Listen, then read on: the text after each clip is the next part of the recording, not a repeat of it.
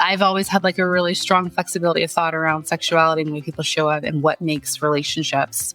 And there's really great historical evidence and demonstrations of how cultures, when they support that they flourish and they're more egalitarian and children are actually taken care of a lot better.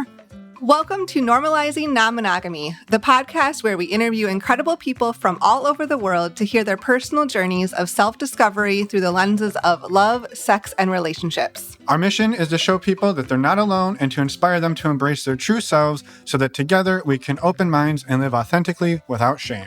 We believe everyone's story is powerful and beautiful, yet it's important to remember that everyone does life a little bit differently and that the views and opinions expressed by our guests do not necessarily reflect our own. Additionally, we aren't doctors. Please consult a medical professional for anything regarding your health that you might learn about on the show. Enjoy!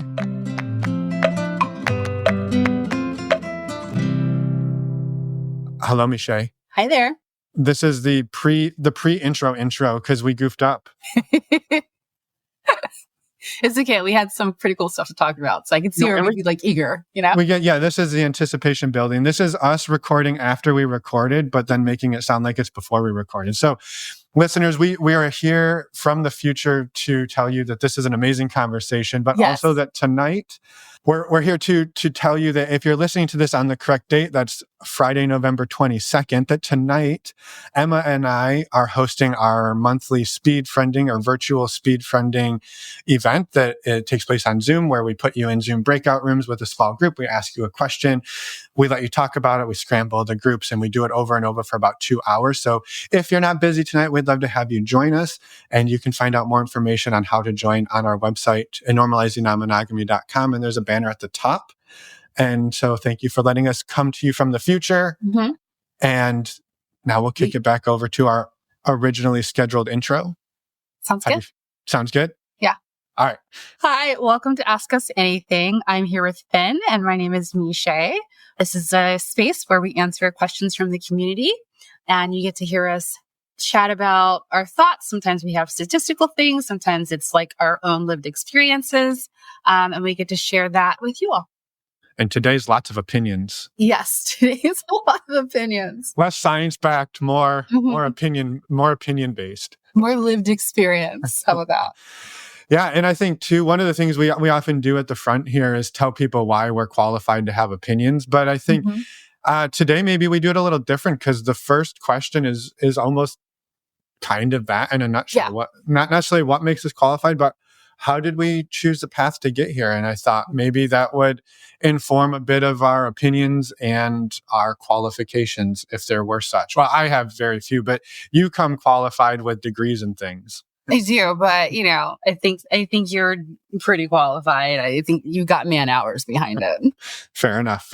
Well, maybe then we kick off with the first question. Also, welcome, Meshai. I'm excited to be here today. We didn't start there. Yeah. No, I am excited to be here. It's been a minute since it's just been you and me, but it always feels like it's been a minute.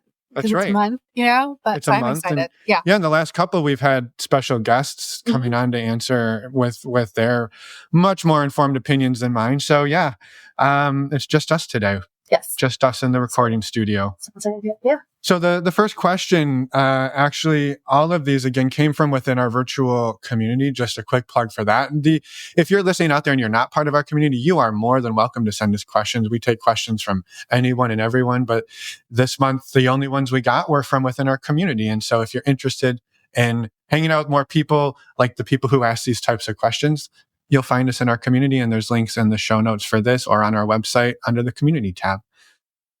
But without much further ado, the first question is, as somebody who is in pursuit of a deeper understanding and education, certification in the field of relationship diversity and coaching, how did you choose your path? Given that you've spoken to so many professionals and legends in the area, what advice do you have for those like myself who are wanting to pursue a career or go down this path, or a career in this space around relationships and sort of coaching? So yeah, Meshai, you've got a whole lot more time under your belt doing this. I'm curious, what was your path to get you here today where you're sitting on a podcast talking to me? about this stuff? Yeah. Okay. So I think my journey started like I think I was almost 13, and my dad had left the television on to USA really late at night, and Dr. Ruth was on, and it was like the heavens opened. And I was like, I know what I want to do for the rest of my life. But I was raised very conservatively because both of my parents are pastors. And so, like, the older I got, the more I realized I was like, maybe these worlds do not align. Because when I open my mouth, people are like, please close it. You can't say that in public. So I was like, okay. And then when I went to college, I was probably like 3 classes short of like a women's studies minor and a Latin American studies minor. And I just loved learning about cultures and the way different people and groups of people thought and conducted family, and especially how people coupled. So I wrote a lot of papers on like different ways that people divorced and across cultures, and what marriage looked like, and polyamory and polyandry and polygamy. And I just thought all of that was really quite fascinating. And then also watching how none of that had actually died off the way that, looking through the world thinking this is how it's done. It's just a lot quieter, and those communities are much smaller now.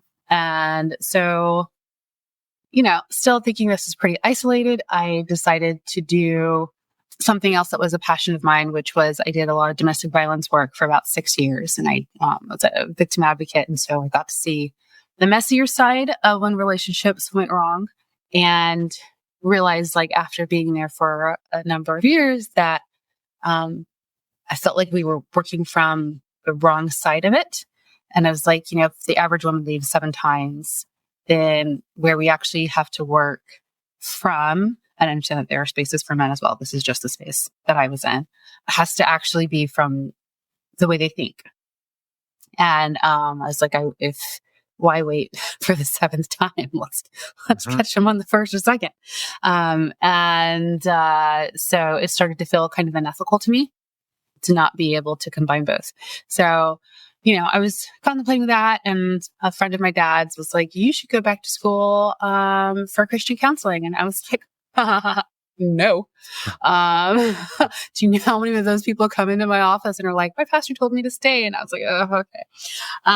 And so the more I thought about it, the more I was like, but I would like to go back and do something that has a connection with spirituality and sex therapy. And I found a university that did that, and went to it. And it was fun being the only person who was a Christian there that did not agree with like 90% of what they said. And I just like sat in the class and mugged my professors most of the time. He got a kick out of it. But the more I did my own work and did some more studying, the more I was like, oh, this is way more flexible than people are talking about and give space for. And the only reason these rules work is because we uphold them, not because there's like biological or like evidence to support why we do it this way and why it's striving for a certain trajectory. And then I was working for a while, and then I decided that through having some conversations with my partner at the time, like I wanted to explore E&M, but I was like, this is probably like the death of our relationship. And they were like, no, I actually think this would be something that would be really good. And I think you might regret it later on in life if you don't try it out. And I was like, well, I am a relationship therapist. So if I break it, can I technically kind of fix it? Like I'm super like flexible in my head. And so I was like, you know what? If you trust me enough to like hold this, and you trust the skills that I have, sure, let's do this. And so we explored for about a year, and it was a great year.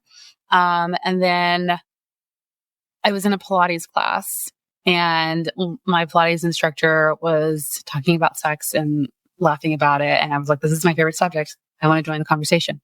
So I was talking to her, and after like like 15 minutes, she was like, you need to meet my best friend. I think you all would hit it off. And I was like, okay. And she's like, my best friend is Catherine. She loves talking about sex and like she is really cool. And I just think you guys would hit off. So I ended up actually doing a workshop during COVID, like 2020 with my Pilates instructor, her best friend, which is Catherine, and myself. And we did one on, we did a class on pelvic floor health. And 6 months after we finished this workshop, Catherine called me and was like, hey, I'm actually thinking about starting my own practice. And I think you'd make an amazing coach and all of your skills are transferable. Plus, you're also already actively in E&M. And so what do you think? And I was like, sure. I don't know what's going to happen with this, but I'm game. And pretty much, I was the very first coach she pulled on, and then she started pulling in more people, and her practice grew very well. And I've stayed there ever since, but it's kind of helped to affirm all the things that I thought were not possible for me as like that 13-year-old girl, like looking at Dr. Ruth, and that I get to do it in my way because, the mainstream was never actually what I really wanted to do in the first place. Yep. So, I've always had like a really strong flexibility of thought around sexuality and the way people show up and what makes relationships.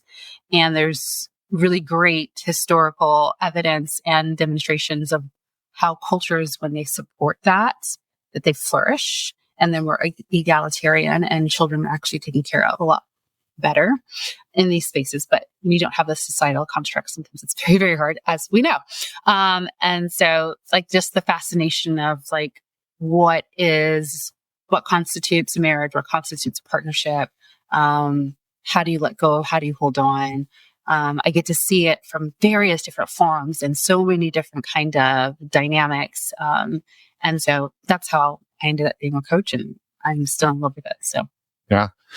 I love that. And for anybody who is not sure who Catherine is, in the practice you talked about, we often talk about it here at the front, but you work with the team at Expansive Connection, and there will be links in the show notes where people can find you and Expansive Connection. And actually, Catherine has been on the podcast many times before, so links to those episodes will be in the show notes as well. But I just wanted to make sure people knew a little bit about that.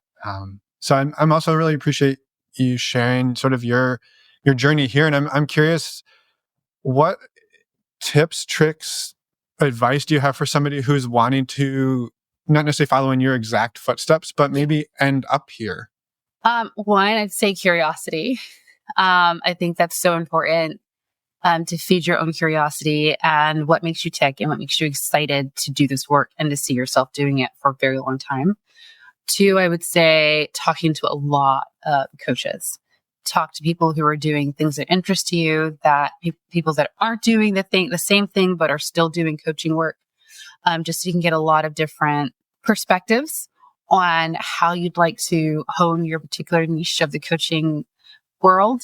Because if it's a passion for you and you enjoy it, other people will see that and they'll want to take part in whatever it is that you're offering because they'll be attracted to that passion. So follow whatever lights you up on the inside. Yeah. Yeah. I love that. And it's interesting, like your sort of tips mirror some of what I was thinking about this morning as I was out walking, thinking about how I got here and what drove me for it. So I love that there's some overlap there, even though our paths are very different. Yeah. Even like how we met was just like, I met you over dinner and I was like, okay, this is a great guy. He's like with his wife. Okay. I'll probably never like really hang out with them. And here we are. It's pretty awesome. So yeah, that was years ago. Yeah. Yeah. How did you end up here? Well, that's a mess. How did I end up here? It's interesting. I think you mentioned seeing Dr. Ruth on TV, and then it spurred my memory to like go back further. And I think for me, I've always been incredibly curious, insatiably curious about life in general. But for some reason, sex and relationships were always at the top of that list for me. I think I've always questioned the why. Why do we do things? What's driving us to do them? What's actually wrong? versus what are we just told is wrong, or shown is wrong. And so there's always been a big part of me that is questioning everything, everyone, which, by the way, teachers don't love that. So I had to learn how to have curiosity without it feeling like I was questioning authority, which is not an easy dance to dance for me all the time. But I mean, my path was much different. I never really did anything in this realm of relationships in terms of like coaching or even really digging in super deep until long after I graduated college.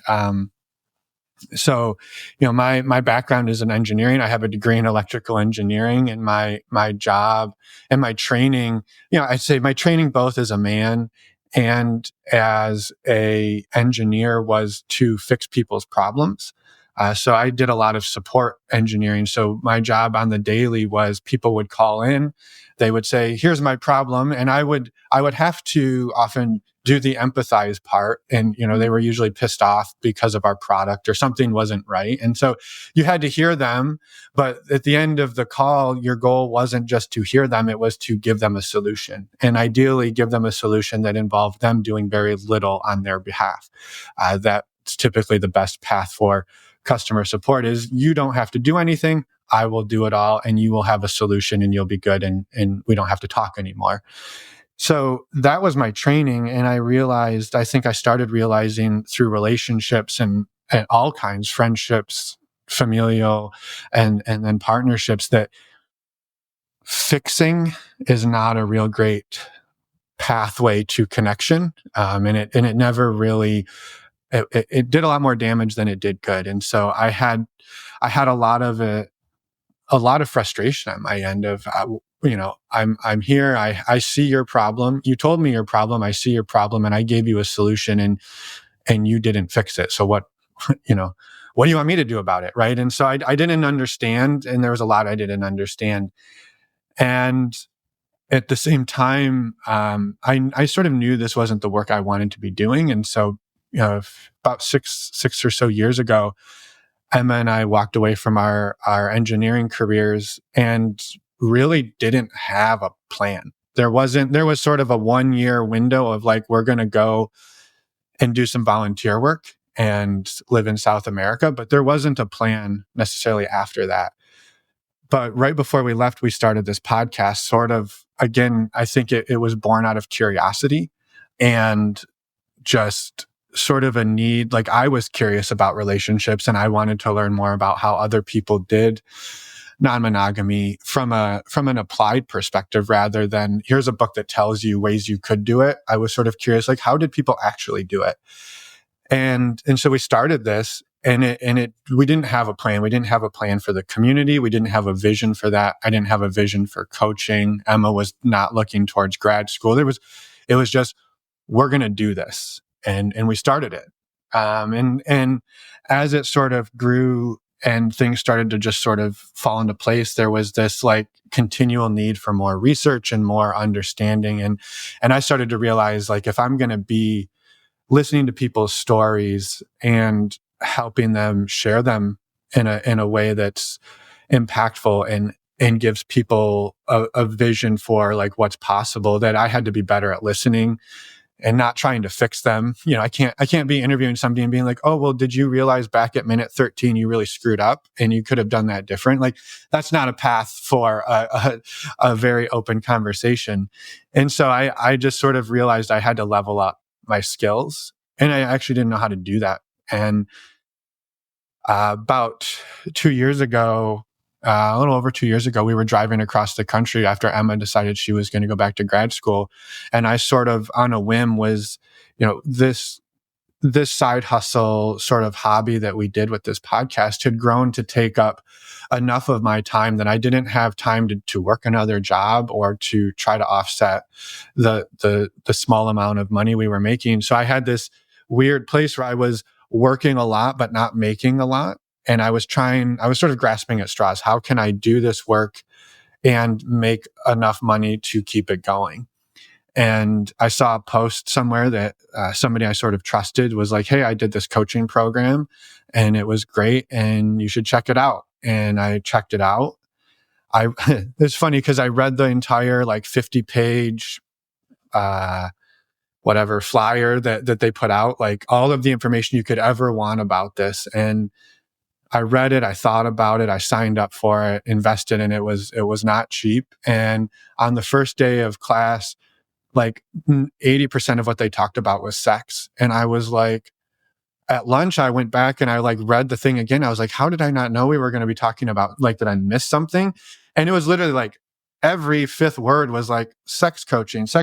And I just had all the relationship parts and I was not expecting that. And so some ways I sort of backed into it accidentally. But it really, what I came away with was actually, in some ways it was around sex, but it was much more an opportunity for me to learn a whole lot of skills that I didn't have, which were like, not just listening with empathy, but like, how do I sit in my own discomfort of somebody telling me that they're hurting triggers in me this element of like, I must make their hurt go away rather than can I just sit with them while they hurt and they know that they're not alone.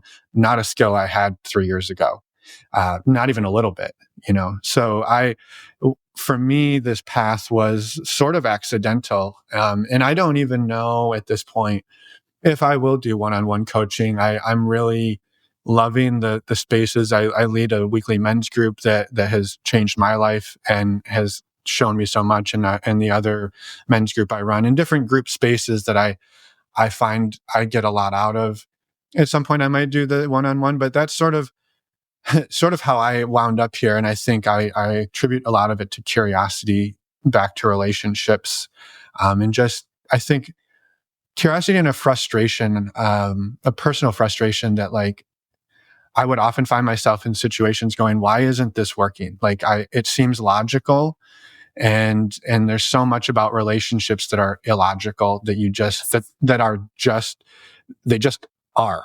And I'm not somebody who can easily hear somebody say, well, it's that way because it is. And that's just not an answer for me most of the time. And so it's a lot of learning to be uncomfortable and sit in the discomfort for me. I would say on the piece of like, what's my advice for somebody who wants to go down this path? I think it's, in some ways very similar to what you shared, Meshai, is I think, again, not that you couldn't do this work if you weren't curious about it, but I think when you're doing work that is often maybe edge of like fringe, or you're going to probably get some resistance, I think there has to be a level of passion and curiosity that drives you, because it's slow and it's hard and it's a slog. Like you don't open a coaching practice on day one and have 25 clients making $100,000 a year. Nope. Nobody's, for the most part, nobody's just handing you a paycheck at the end of the week. You're going to have to grind and make it happen. And you're going to probably hurt people along the way because you're learning to be in a space where you hold people's pain. And when you screw up, it can cause more pain and more hurt. And so those are, for me, I think having the passion and the curiosity and the desire behind it is critical. I think I also am somebody who is just, again, curious about everything. And so I've worked a lot of different jobs. Even when I was an engineer, I would often have 2 to 3 side hustles that I was doing just because I was like, what's it like to do this? What's it like to do that? I was a tutor. I delivered for DoorDash. I used to buy gear at REI garage sales and fix it up and flip it on eBay. Like I've done anything you can imagine. I've tried it. And so I'm curious.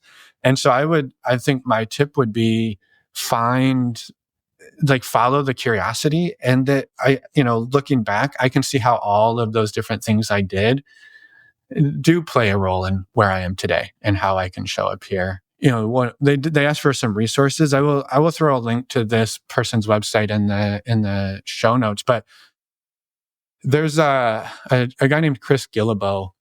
He used to have a conference that Emma and I went to for a few years called the World Domination Summit. And it's really a group of about 1,000 people who sort of the tagline was, how do you live an unconventional life in a conventional world, or how do you live an impactful life in a conventional world? And it's sort of pushing against the norms. But a lot of his books are about, he's got side hustles. It's about, pushing against the conformity. He's traveled every country in the world, and what does that look like? And so it's just a lot of pushing against the norm.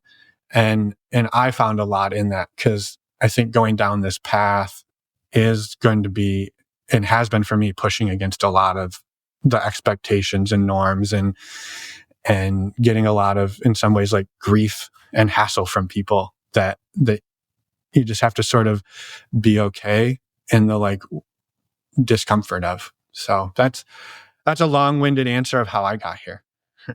I love that you said that, though, because I think that's really accurate, especially like in the niche environment that we're in right now. Like sometimes I go to things and I'm like, oh man, I'd love to post this. This is so amazing. And I'm like, I can't share this with anybody. And that makes me sad. So in it being like niche, like sometimes it can be isolating on some levels, and also really liberating in a lot of other levels. And one of the things I love about working in this community is that the decisions we make, for the most part, are really intentional, and that spills over into your regular everyday life. Like, am I doing this house because it's what I want, or is it because it's what it's expected of me? Am I working this job because this is something I'm excited about doing, or is like this position and the money that comes with it what's expected of me? And that goes for like friends and how you spend your time. And so one of the things I do love about being a coach is that for me, and for the people that I know that are coaches, you don't hang up your hat at the end of the day. It's also very interwoven into the way that you do your life and the way that you think about the world around you, which is a beautiful marriage of like how you show up in the world. And I don't necessarily know that can be said for all positions and all jobs. So yeah. Like some of them, you have to leave them at the door, but there's parts of this that just are part of who you are. Yeah. Yeah. And I think with this work, again, I'm not a therapist, but having worked with enough people who are and talked to them, right? So there's some of that you sort of have to leave at the door because it's maybe too heavy to bring home. But I venture to guess this is similar for you, but as it is for me, where, I might leave pieces of it at the door, but I still think about it a lot. I take it home and I'm like, what's actually going on there? Maybe not that exact person, but it gets my brain thinking about the concept. And I, similar to you, like I'm just, like you said, you were at Pilates and you're like, oh, I want to talk about this. And that's me. Like if I'm out and about or anywhere and somebody brings up the topic, I'm like, I would clear my calendar, even unintentionally, just forget shit, because I'm like, oh, we're going to talk about sex, intimacy, relationships, connecting with other people. I'm here. I will not get bored, and you will probably get really tired of before I will. and so there is just this drive that even if I never made another penny doing this, it's such a big part of who I am and what I want to learn about. And I think it's a gateway. I think it's really the gateway to what is missing in a lot of the world today, is our ability to listen, hear, and empathize with people, especially if they're different than us. And I'd say, today where you and I are recording just over a week out from the election that just happened. And regardless of politics, I think we can look at this and say we live in a world where there is divisiveness and division that runs so deep.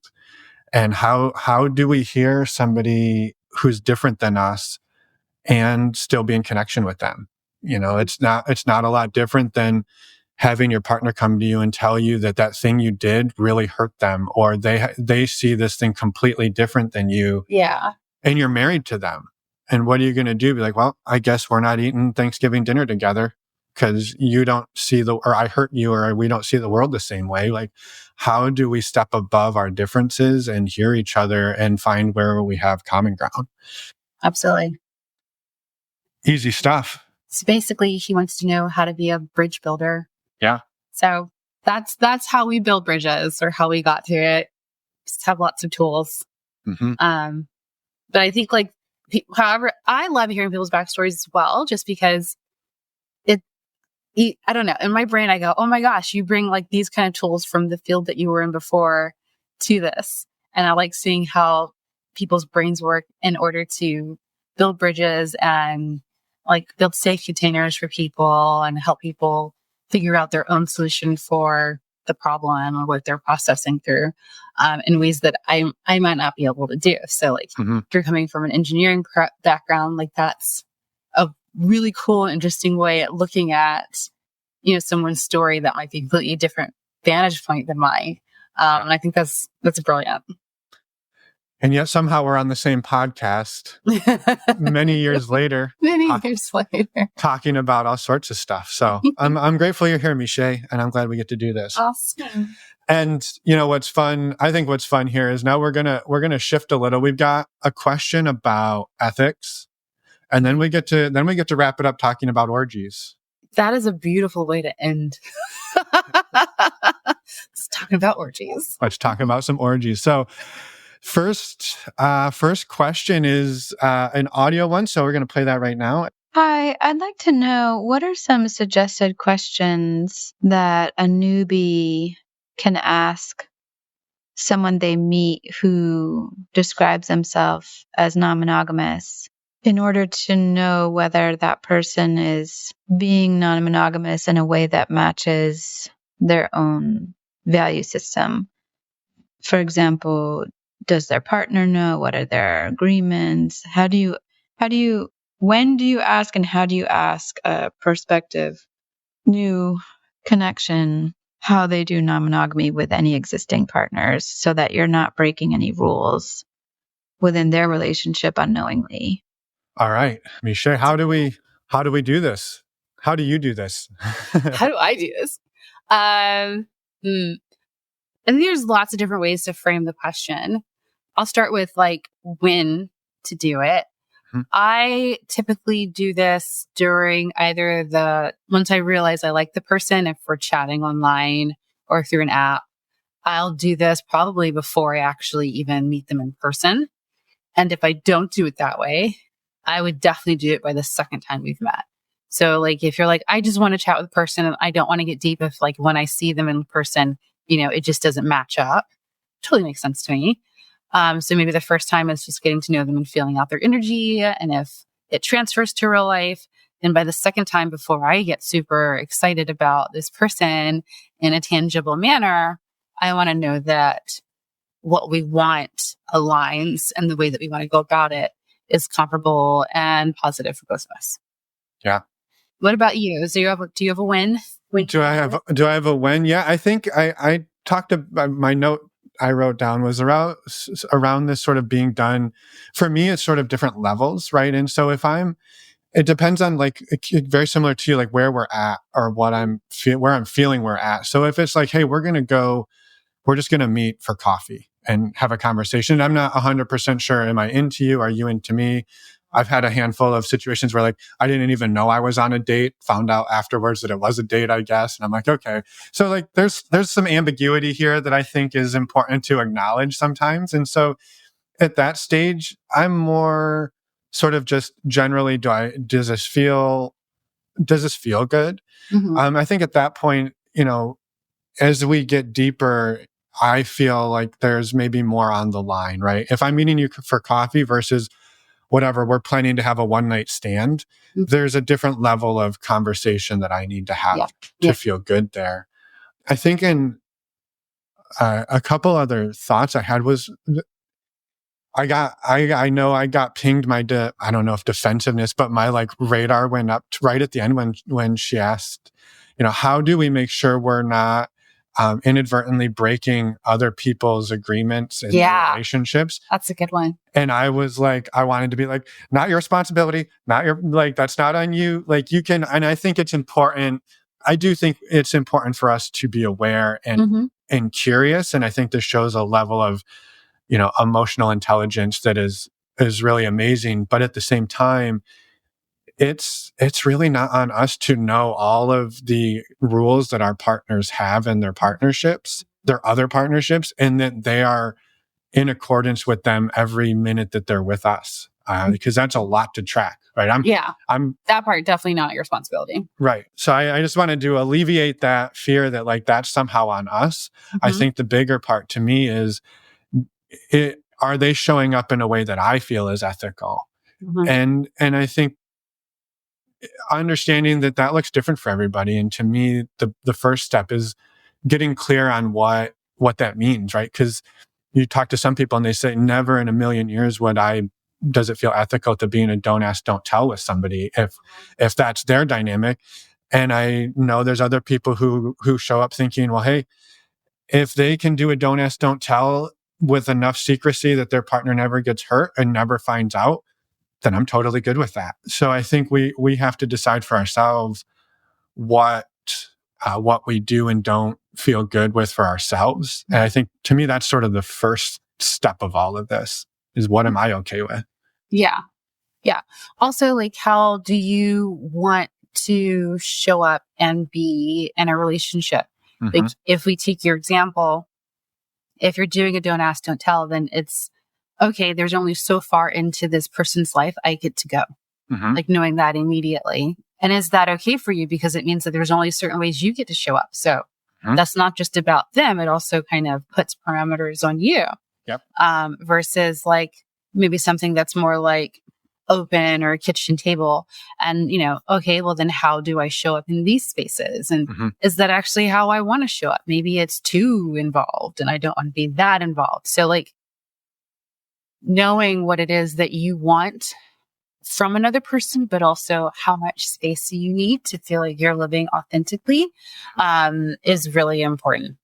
Yeah. Yeah, totally. I 1,000% agree with that.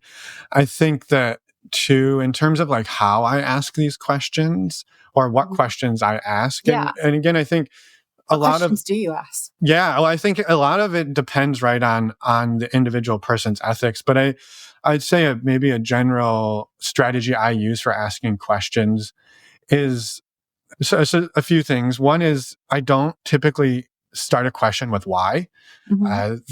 There's some science behind this. If you want to read a book called "Never Split the Difference" by Chris Voss, it's a book about negotiations, but it's really fascinating and a lot of social sort of engineering around why different types of questions work. Basically, he's a hostage negotiator for like terrorist organization. Like he worked for the book a lot. Yeah, it's super interesting. But he talks about when you respond to somebody with a why question, it almost always puts them in a defensive stance, feeling like they have to justify something. So if you can switch from like, why did you do that to like, oh, what made you choose to do that? Even just that little shift can often make it easier for somebody to be open with you. The other thing I would say for me is this is maybe my own neuroses of not wanting to like lead people to an answer, but it's sort of just the question of how do you approach non-monogamy? What is your style like? What does this typically look like for you? What do relationships and connections typically mean for you? So I think I come at it from like a big picture, like let me just understand their general ethos to start with. And that sort of often is enough for me to be like, okay, this person and I, there's enough here to like go a level deeper, and maybe there's some more questions that come up out of that. But those are my typical sort of starting points, because we can all show up on a date and say, hey, I'm polyamorous, you're polyamorous, we must want the same thing. Yeah. And saying, well, what does polyamory look like for you? To me is a really great place to start, just hearing what works for them. Oh, I totally agree. That's exactly what I had as well, which is what does your version of polyamory or E&M look like? Just as like bona fide curiosity of their definition, how it's represented in their lives. How big is it? How small is it? Not that small or big or judgments at all. Just like how expansive or non-expansive is it? Why is it expansive? What systems and precious people do you have in place that makes it expansive, or why is it smaller, and what systems do you have in place for it being smaller, or what's not there, because sometimes it's just like, I don't have access to that kind of pool to pull from, Yeah. and then the other one after that for me would be, what are your agreements and or boundaries, just so that I know, one, that you have boundaries, because I think that's very important. And two, knowing what the agreements are lets me know whether or not you've actually thought this through. I'm always very wary of individuals who are like, I'm poly or I'm E&M or we're open, but can't tell me what the hard line no's are. Can't tell me like maybe the struggles that they've had that they learned something from. We're like, so we recalibrated, like what we're doing. And like, I like hearing that because it lets me know you've sat with it and you've done a lot of like thought experiments, which makes me feel comfortable because it means that you've had to toy with what it means to be ethical. Yeah. Yeah. I think that's really important. Like it sounds like similar to me. The exact answer is not quite as important as it is the thought or the understanding that they've thought about it, right? It's not, hey, you've done polyamory perfectly, but it's, well, I don't actually know what the hard limit is right now, but we've been trying this and I know this thing didn't work and now I'm recalibrating. And so I'm in a place of like, I don't fully know. And then you get to be like, do I want to be in a place of, yeah, I can be in that place with you because I feel this, or this, but like, or you might be like, I don't have room for ambiguity right now because of my own stuff. And then so yeah, I think these open-ended questions are really powerful to sort of set the container. Yeah. And then my last question, well, if you know me, I have a lot of questions. So there's no like a last question, but the other one I have down is, what do you want or hope from our dynamic? Just to see if they've thought about what this could look like in their universe and their world, and whatever they hope for, does it actually align with their boundaries, agreements, and their version of E&M? And so that kind of helps me to see like, oh, this person is like aligning ethically with what they've stated. But if that looks different or askew from what they've previously stated, for me, that would be like a, what does this mean? Maybe like a little yellow flag. Yeah. And it's not necessarily that they're wrong, but maybe that they've, I don't know. So sometimes I feel like there's our aspirational self and then there's our actual like self.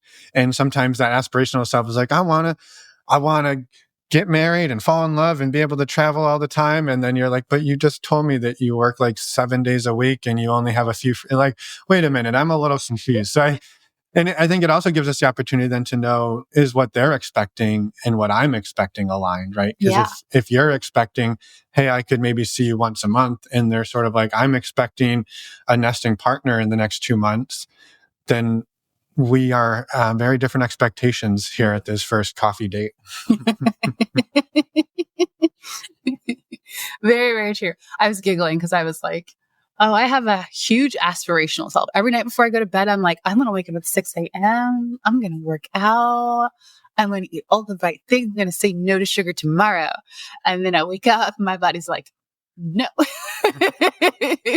I got a new plan for you. I got a new plan. So like our aspirations, I love that you said that because it's like, no, it's definitely not bad. It's like, we are always trying to put our best foot forward, especially on the first date or meeting somebody. And yeah, that might be what you want, but does your life allow for it? Do you actually have the energy for your aspirational self? So yes, great. I love that you said that. No, it's not a judgment at all. It's definitely like time. Yeah. It's time. Yeah. And the last note I had on this was just to sort of, if you can, I'm encouraged to go slow, to slow down, and listen to yourself. And that sometimes these things that, maybe are dawning on us here as we're telling them back to you, maybe it takes you till 4 hours after your date, or it's the next day, or it's a week later. You're like, wait a minute, so if you have the ability to kind of slow down, pump the brakes, and just sort of, especially early on, realize that there's a lot of stuff we're learning and unlearning, and that's not always clear in the moment. my own 2 cents on that. I guess any other thoughts on this one, Meshai, before we dive into an orgy together? Of course. So I think, well, you said something about a value system. I think it's really important that before you even go into these spaces that you know what your values are and what your value, and if you can, sussing out what your values are and if they're different for E&M than they are for monogamy. And figuring out like what your value system is for a relationship versus what your value system is for yourself as an individual. And if those are different. So I think it's just like really important because I think when it comes time to make a decision, you can ask yourself, is this standing in my relationship values? And is this standing in my personal values? And sometimes that helps you to see a little clearer, especially when NRE likes to say, hold my beer. Yeah. Hold my Yeah. It does. The new relationship energy is one of the most powerful legal drugs on the market. So I think just a thought on value systems too is that our value systems and our what we want or what feels good can change. And I think that's an experience I've had that I wasn't necessarily expecting is year 1 of non-monogamy versus year whatever 15, 16, what I want, what feels good, what I maybe stuff I used to have judgment about. I'm like, oh, that totally makes sense now that I was in that situation and I did this, and that. Like, so just being open to these things shifting for us as we move through the world, I think is important. Yeah. Good. Leaving room for growth. I like it. Yeah. All right. Okay. Do you want to jump in this orgy? Let's do it. Okay. So we've been asked to be the rulers of orgies, and we're orgy judges. the question again comes straight from our community, and more specifically, we have a group that formed earlier this year, I believe. It's a book club. They read smutty books and then they talk about them. They get on Zoom and break them down and have a great time. So it's an amazing group. But apparently in here, they want an official ruling on what constitutes an orgy. There seems to be a consensus that it has to be 5 or more people, but where we respectfully disagree was if an individual has to have sex with more than one person. We will abide by whatever you and Meshai rule, if you can even agree. Okay. All right. So we get to put forth the official ruling on what constitutes an orgy and what you have to do to say you participate in an orgy. Yeah. Okay. I think there's some parameters to this group play session. And I think one is you cannot be watching. You definitely have to be an active participant. That's so your stance is you can't just be on the fringe, you have to be actively involved. Have to be actively involved, yes. Do you have to have sex with more than one person? Okay, that one my answer is no. I don't think you have to have sex with more person. I think you definitely have to have sex.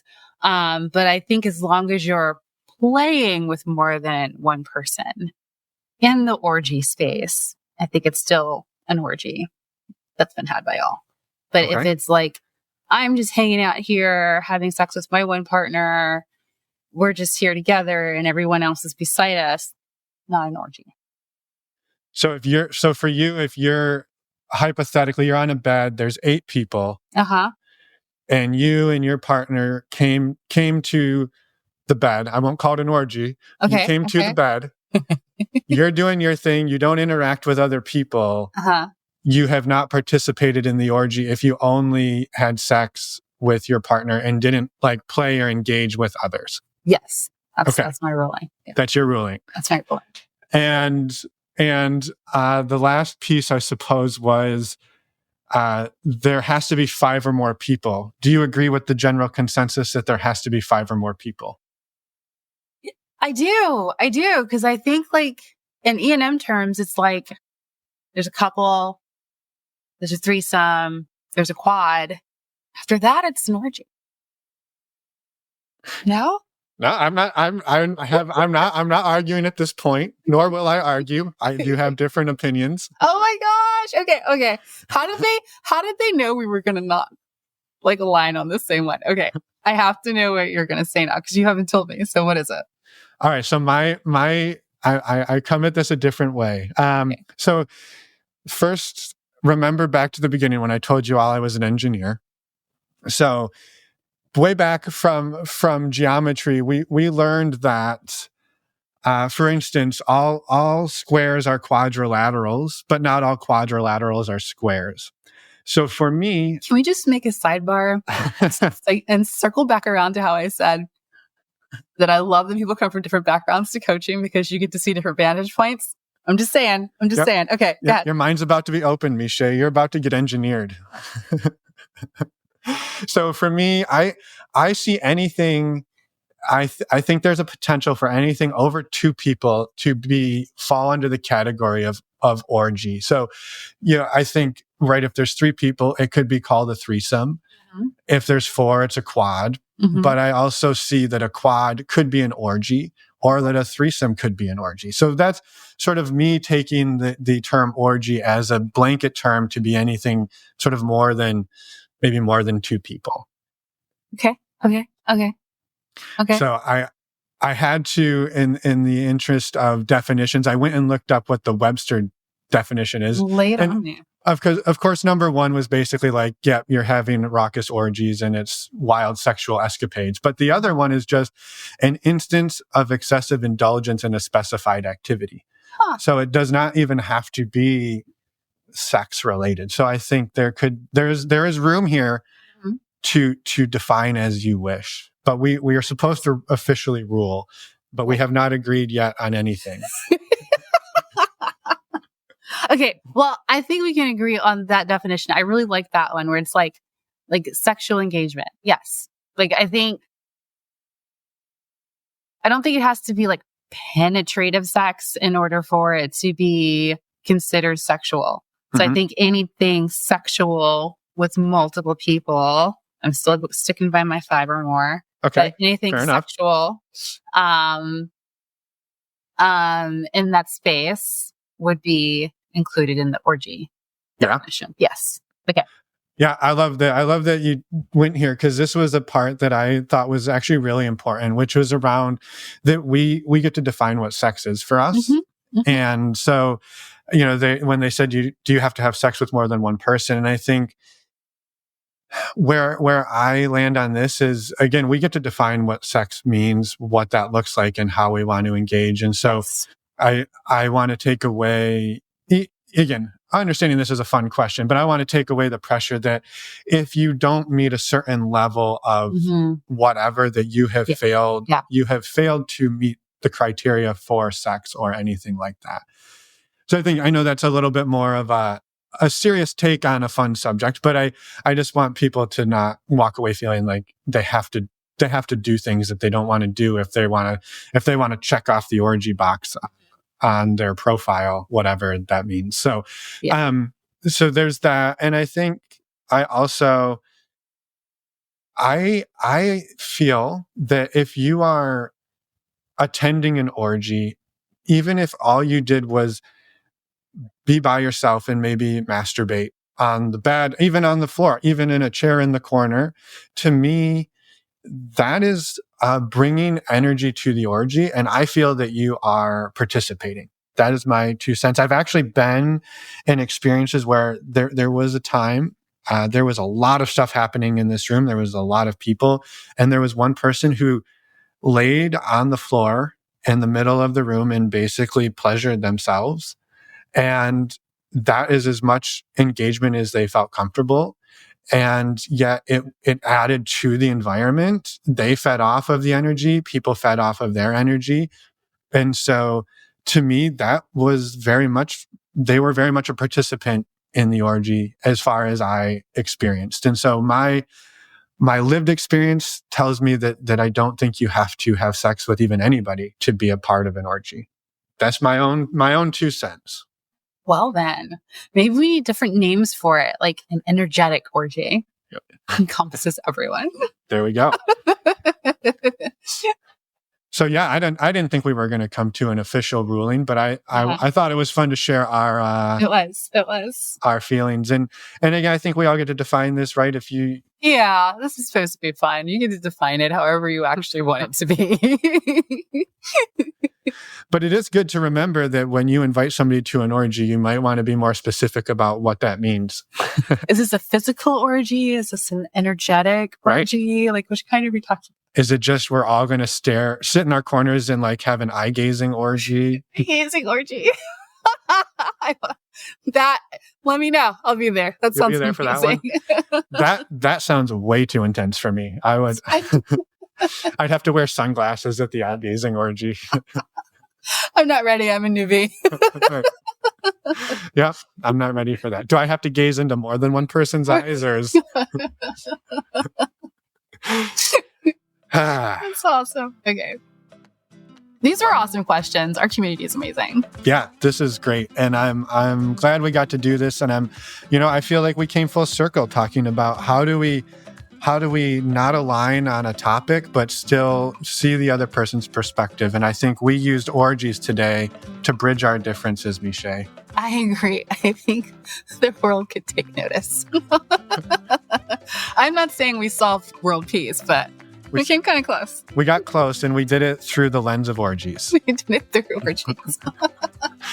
I love it. Well, a reminder to everybody, we do this every month. We'd love to have you send in your questions, and we will have our fun answering them. Hopefully you took something enjoyable and enlightening away from this. So yes, thank you to everybody who sent in your questions. You can find more about how to work with Meshai in the show notes or over at expansiveconnection.com. Again, direct links will be in the show notes. And is there anything else you wanted to share with the world today, Meshai? No, I think that's it. I mean, everything from like how we got started to the definition of orgies, we've covered some ground. We did. Some good ground was covered today. So thank you, everybody, again, for sending in your questions. Thank you, Meshai, for joining me today. And we'll see you in December. Okay, sounds good.